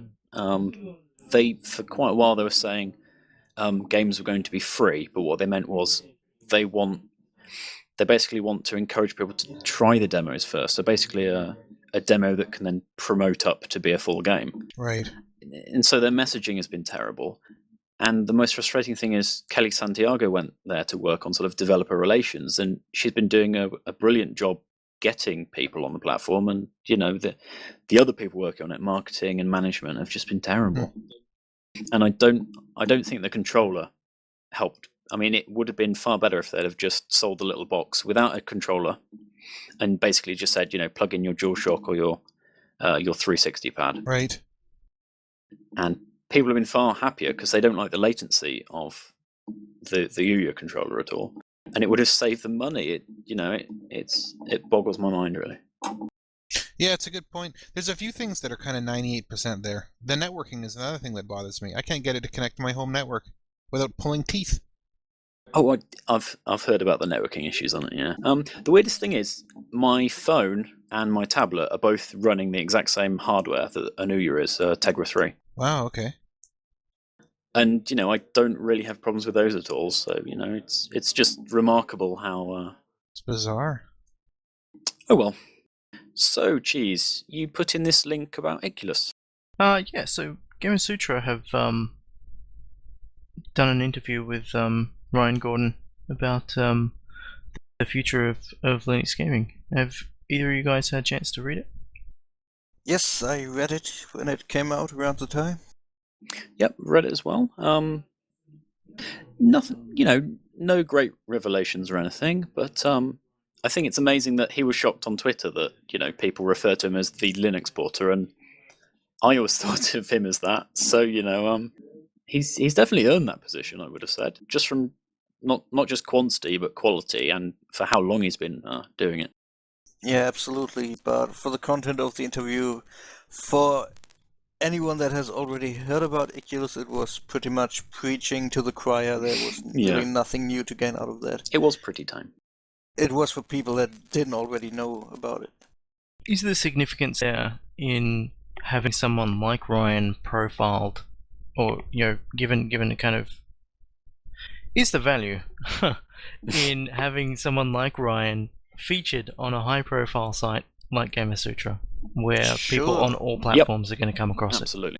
Sure, he has really well-known games under his belt. People are saying, "Well, that ever was on Linux? I don't even know." So yeah, he is a good PR person, even though he isn't hired for that. Yeah. His resume is extensive, or his work history is extensively long. It's stunning the number of titles that he's managed to touch, and that doesn't include stuff that didn't make it. I would love to know if he was involved in the failed port of Deus Ex that didn't get released. Because if IDOS might be interested in bringing a sequel to the platform, I would basically pester Iculus every single day to try and get the first one ported. I am that awful. I wonder how much pestering he cops. Yeah, I think he's in a really bad position because of Unreal Tournament, really, isn't he? That is a very, very sad situation. Which is completely beyond his control, obviously.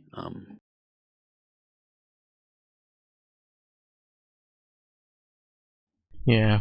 I think everyone's in silence now. We're having a moment's silence out of respect. Nobody wants to talk about UT anymore. No.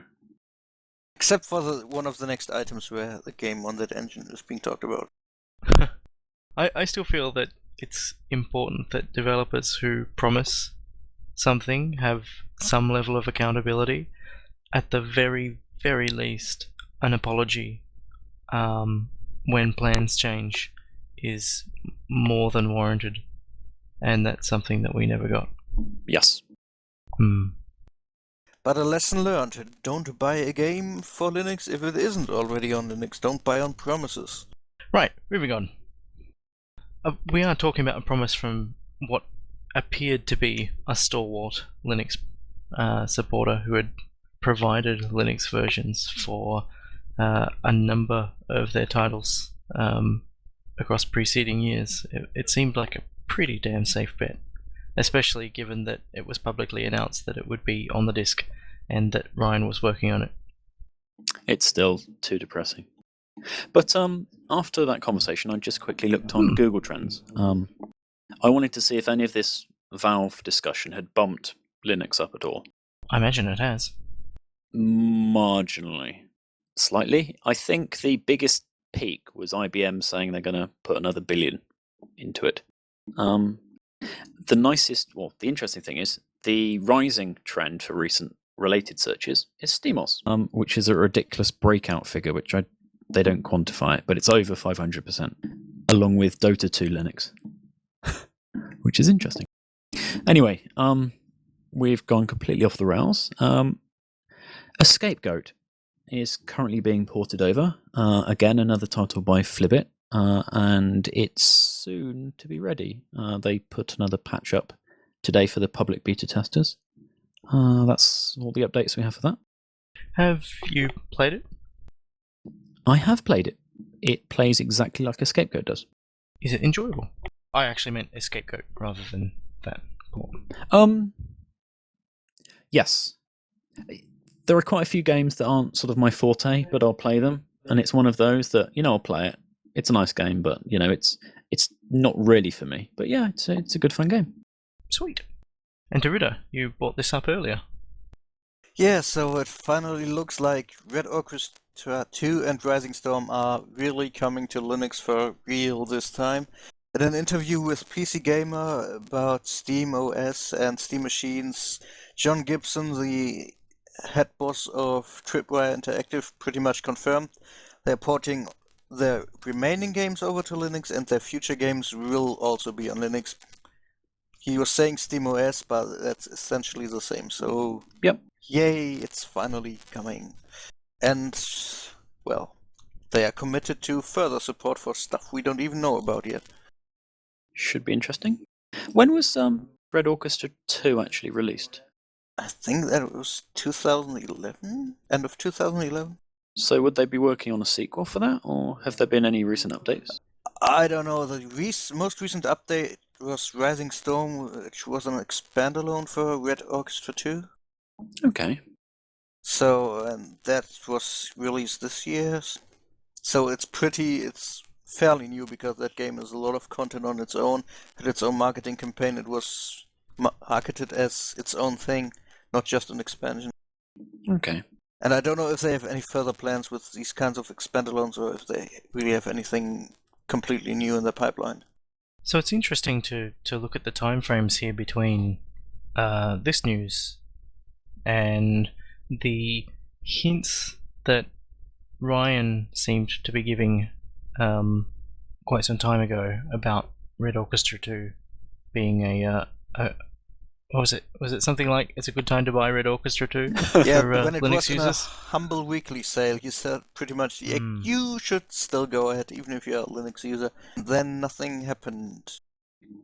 But it seems like it's will pay out in the long run after all for those that bought the humble bundle. So I guess the thing to remember, it does take time to port a game.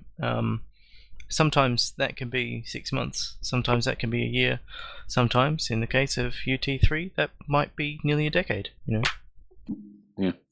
Yeah, especially the problems they had with Red Orchestra 2 they talked about.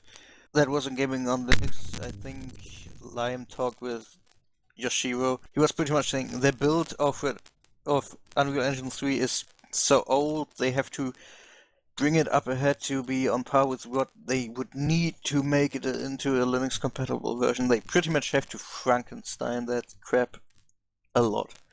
Yeah. I think until vendor provided support for that engine happens, it's really not that feasible for any game outside of something big promotion with big resources to be considering porting. Right, I think that's our general gaming news over with. Let's move on to crowdfunding. Obviously, we've had you here, John, to talk about the fall. Yes, sir. Yep. Anything else you want to add to that before we move on to other titles? No, I really don't think so. I think we covered most of it. We had a pretty good look at it earlier, so. Yeah. Okay. It's pretty sweet. You should check it out. Cheers. There's this game that I've been following the developer on Twitter. Oh, yeah. Because I wouldn't say he's a bit mad, but he's been talking about all the technical problems he's been having because he's got a really deep concept. This game called Nowhere. Let's just link it. Interesting style. I think you've got to watch the entire Kickstarter video to actually find out, where it's going. But they're making a world where, if you've ever played Spore, it's very similar. You have a procedurally generated world that your character navigates through its life, and you change the world around you. And then in your next life, you're living in the same world, and during the same time period. Yes, you'll encounter possibly your character, and depending on how your character was in its previous life, will depend on how it behaves when you see it. And it's mental. I mean, if you play the sort of the alpha prototype, it's only just the how do you call it? Constructed scene geometry. I mean, you can design your character in this procedural way, and while you're doing it, you actually listen to all the music adapting around you as you make it. It's lovely, and I thought the concept was mad, so I funded it as a founding member, and I tried to get it in the cast beforehand and the cast before that, but I've been too busy. And good find. When you first brought it up, I had the first video that you showed me it appeared to be a camera floating around some fairly abstract geometry, and I have no idea what I'm looking at here. I read the blurb, and it didn't really seem to give much. I can't see what this is meant to be. But then after watching the entirety of the Kickstarter video, are they running it through Kickstarter? They're doing it on their own site, yeah? They're running their own crowdfunding campaign. Right, sorry. But after watching that video, it all kind of started to mesh. And when you sort of compare it to Spore, it's more from a systems perspective about the kind of intricacies rather than from any kind of sciencey perspective or Goop perspective. No, it's nothing like the gameplay of Spore, but I only see it from the technology side of it, and I think that's just the way my brain works. So it's really hard to explain it. Do actually watch through their whole video of how they describe it. And yeah, it sounds really interesting. you can download a prototype and play it, and you can see conceptually where they're going. It's going to be quite a while until they get anywhere into sort of the gameplay of it. But I was really excited to see where it's going to go. So I thought I'll help fund this. Yeah, it sounds fascinating. Maybe we should try and get them on at some stage. Yeah, sure. I shall message him later. Him and her. Sorry. Okay. I'd like to hear that interview. I'd like to know why they avoided going without Kickstarter or Indiegogo. They brought it up on their Reddit page, and I've forgotten the answer. It was something like they're in Germany, so that sort of blocks Kickstarter, and I'm not sure about Indiegogo. Right. It's hard to do crowdfunding if you're not where the crowds are, but at the same time, you know that if you get people to pledge through your site, that they are in it and they're going to be a part of your community. That's true. That's a good point. And you keep that 10% cut. Yeah. Well, that too. I mean, look at how Star Citizen have been going since long after their Indiegogo and Kickstarter campaigns ended. I think they ran both, didn't they? Which? Sorry? Star Citizen? Oh yeah, they're kicking ass. It's crazy. It's just disgusting amounts of money that they're raking in. Yeah. Do you know what they're at now? Aren't they at like 3 million or something, or more than that? Yeah, 20 million. No, they have pushed the 20 million. Oh, 20 million. Yeah, right. Okay, I'm thinking of my number 9. Yeah, that's insane. Yeah. It's mad. It's mad. And they've like, that's not all the money that they're going to need to make the game. They've also got huge amounts of investor funding behind them as well. Unbelievable. This better be the best damn space game ever. Yeah. It better support Linux. Yeah. But I'm so excited for that. And on a similar kind of theme, launched earlier this week. Now, I've been watching this project for a little while, and it's kind of been getting me excited. Is Pulsar Lost Colony, which people are kind of comparing to a sort of 5-player, first-person, co-op, FTL type game, which sounds mad. It looks awesome. I'm gonna take a quick look here myself. Have you guys had a chance to check it out, John, Dorita? I have already pledged for it because I find the concept awesome. I really want to play this game. I did greenlight it. Yeah, that's you. But I haven't pledged for it, no. But what attracted you about it, Dorita? Yeah, I mean, I just love the idea of bridge command. I always looked at Artemis Bridge Simulator, but that seems so hard to get going with having to actually get together in a physical room. I mean, you all know how hard it is if you even want to schedule a board game evening with real people in the real world. Oh, this is awesome! So this is a first-person This is a first-person bridge simulator. Yeah, but you can also board other ships, and you can go down to planets and stuff as well. That's amazing. And investigate space stations, and well, the galaxy is procedurally generated, so it's really Artemis Bridge Simulator meets FTL meets 5-player online co-op. That's amazing. Wow. Yeah, I'm doing it. Absolutely. Yes, give it all your money. So they're supporting Linux as well. We mentioned them earlier. They're already greenlit, so we'll be seeing them on Steam. Good for them. And that's going to be worth keeping an eye on. If they haven't hit their goal by now, they're really close. Last time I looked, they were pretty close. Yeah, they got another 8 to go, or another 7, I guess, almost. Yeah. And 26 days, they'll blow it out of the water. Yeah, they should do really, really well with that. Yeah. Are they doing stretch goals? I haven't actually looked at it. Yeah, they've done some quite big leaps in their stretch goals. Some of them have to do with that they're using Unity and mod support, for example. They will have to go for the source code license. And I don't know, Mr. Warner, if you can talk about that at all, if you have seen the prices for these I doubt he can talk about it, Dorita. Oh, I even if I was allowed to talk about it, I haven't seen them anyway, so don't worry about it. But no, I'm not going to need to edit Unity source code as far as I can tell, so I haven't even looked into it, to be perfectly honest.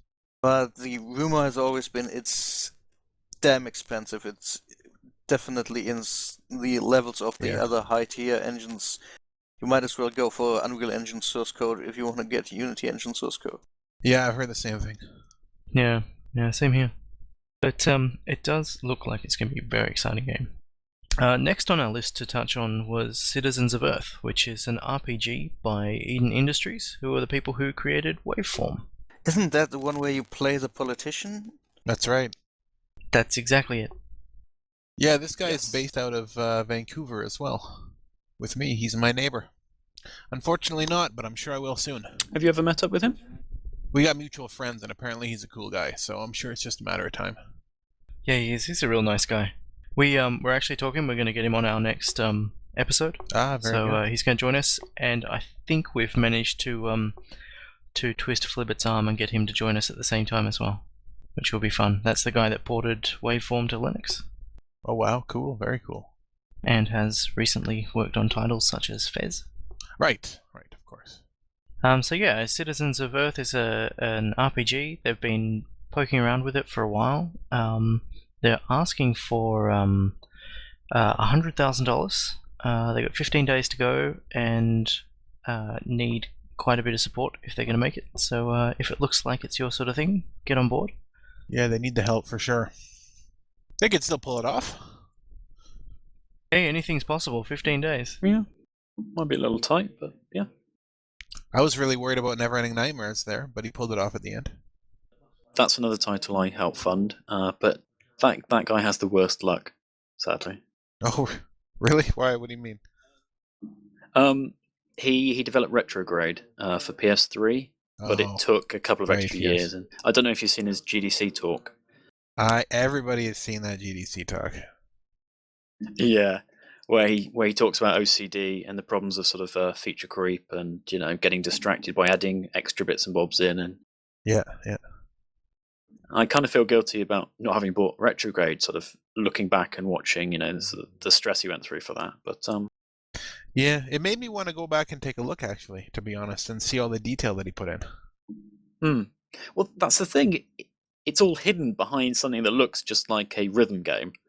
And that's sort of the sad thing. An awful lot of these sort of concepts, you really have to show it, not...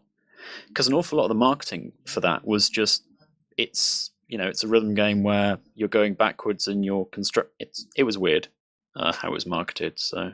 Right. I was hooked by that. I thought it was amazing. It looked amazing and interesting, but, it's the sort of thing where you think, I don't really like Rock Band anyway. Do I want to do that as well as watching pretty things? So, But yeah, I'm so glad that, funding that's helped him just get through on the last day. So yeah, looking forward to that. Me too. Yeah. Also, Planetary Annihilation hit beta recently, which means that Steam Early Access price has dropped to what the beta tier was during their crowdfunding campaign. And we've had a couple of people asking for events, so maybe we might try and organize something for that soon. If anybody is running a 32-bit OS, they only have 64-bit Linux builds available at the moment. That is one of many titles in the last year that have been 64-bit only, at least to begin with. It's quite a trend. Yeah. Do you think 32-bit days are up? It's hard to know. I mean, I personally find the whole kind of... There's a bit of anti-32-bit attitudes floating around where people get cranky about having to install 32-bit compatibility libraries, which kind of seems a bit silly to me. But the only reason I'm not running 64-bit at the moment is I'm just too busy to upgrade my OS.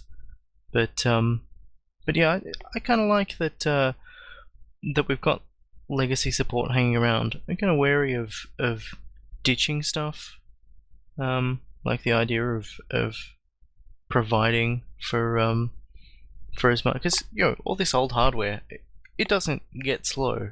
It's the speed it was originally, and all of it's all still useful. The idea of people having to churn through stuff faster than they need to is all wasteful. But that's it. 64-bit's been around for a while, and it's definitely the way things are going. Has it not met its 10-year anniversary? Wasn't that recent? Be longer. Oh, 64-bit. Yeah, probably. AMD 64-bit extensions, at least. That sounds about right. Yeah, April 2003. So it's been a decade. Yeah, the first time I installed a 64-bit Linux OS was probably like 2004, and I remember I had a lot of trouble then getting drivers and stuff to work. I tried with Gen 2. It was my first Gen 2 build, and it was so early in 64 that it just failed on its arse. And I moved back to 32-bit for the next couple of years. Ridiculous. I think I had AMD drivers at the time as well, which meant I had no chance. Until very recently, you couldn't even get Flash running properly in 64-bit because Adobe wouldn't move their butts. Well, we know where that's at now. Yep. Anyhow, 2 games left to mention. Oh yeah, so Light, which I only came across, I think it was yesterday. Really? Have you guys had a chance to look at this? Quite a few times, because everyone on Twitter has been talking about it. Everyone's also surprised at why it's not doing so well in the funding stakes. Yeah, I'm confused. I did see Dan talking about it quite a bit, yeah, that was what led me to look at it. And Simo Roth, Maya's creator, oh yeah. Mike Bithell, Thomas Was Alone, he's been talking it up as well. But it's a tactical, what would you say, a tactical stealth? It's definitely stealth-oriented. Hacking game, yeah. It's a top-down sort of blueprint style. Very abstract. Visually, it might harken to something like Frozen Synapse, yeah? Yeah, basically Frozen Synapse. Honestly, it's very similar to Monaco as well, in terms of the way the light works. It's very similar. Yeah. Very beautiful and simple. Yeah. It does look elegant, you know? But it is depressing or surprising that this title of all of them just hasn't been doing so well. Maybe this might be the pound curse at work, because mainly North American audience, they seem to be staying away from stuff that hasn't the dollar sign next to it on Kickstarter. They're a bit put off by foreign currencies. Well, that's just absurd. That's an effect that could be observed. It's absurd, but it could be observed on a lot of British Kickstarters with the pound symbol next to them. You could be right, but people have been quite positive on my campaign, and that's CAD, right? But then again, for US Americans, Canada is like the silly hat they have. It's right. It's not too foreign. They can gauge it better than the pound. Yeah, maybe it's all about how accessible that mental conversion is. Right.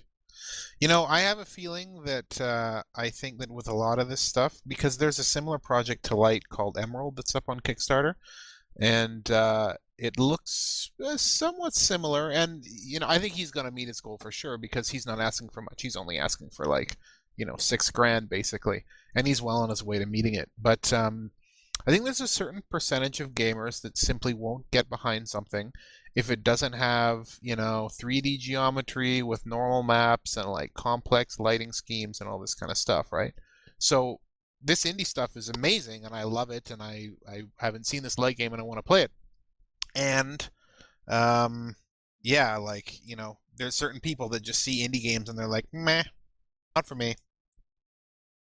You also battle that type of person who, completely contrary to the kind of notions that a platform like Kickstarter is built around, look at a project and they say, it doesn't look like it's going to meet its goal.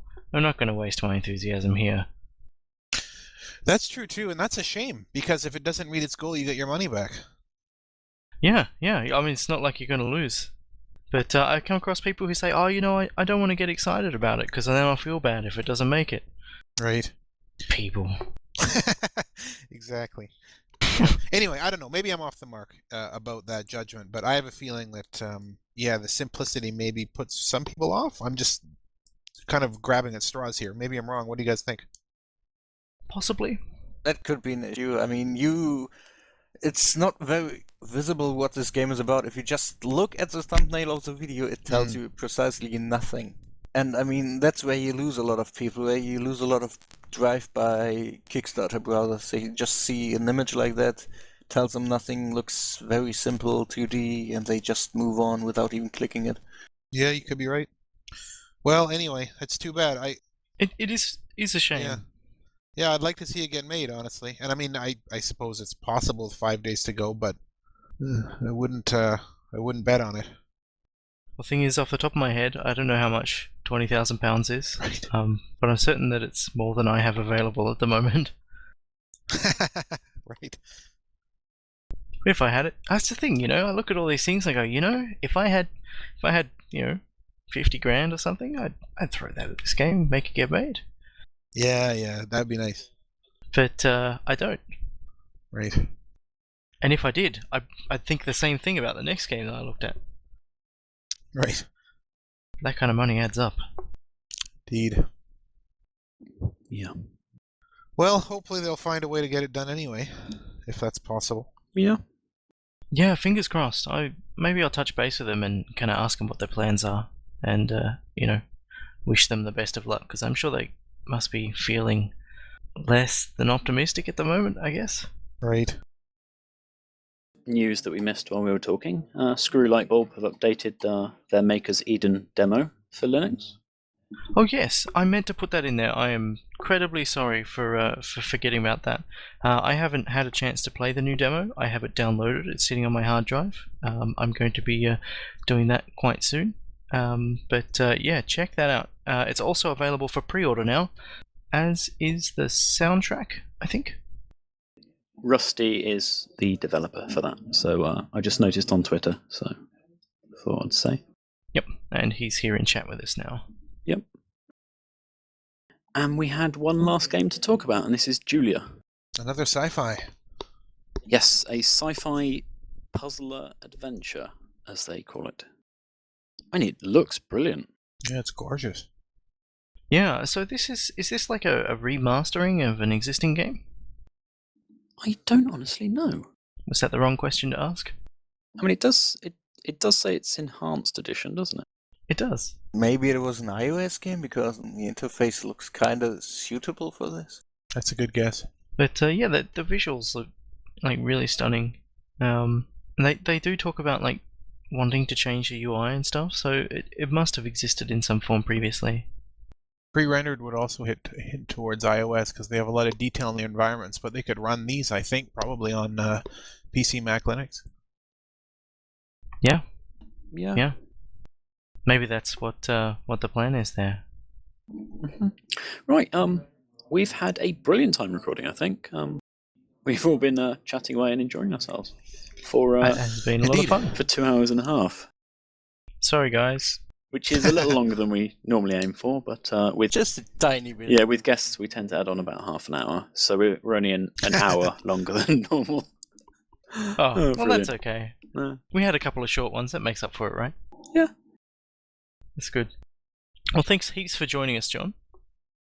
It was an absolute pleasure. It was great to listen to you guys. I didn't contribute through the second half very much, but it was good to listen to you guys chat, so I had a great time. It's been great having you. Fantastic. Indeed. And yeah, if there's if you ever want to come and chat with us about how you're going during development, give us a yell. Oh, good. Very cool. Very cool. Well, I'll be in touch for sure then. Sweet. Awesome. And yeah, I'll be maybe getting in touch with you with a Linux build as soon as I have one. That would be sweet. And on that note, we'll sign off. Thanks to everybody for listening, and we will catch you next time. Bye. See ya. Yes, thank you for coming, everyone. Bye. Bye-bye.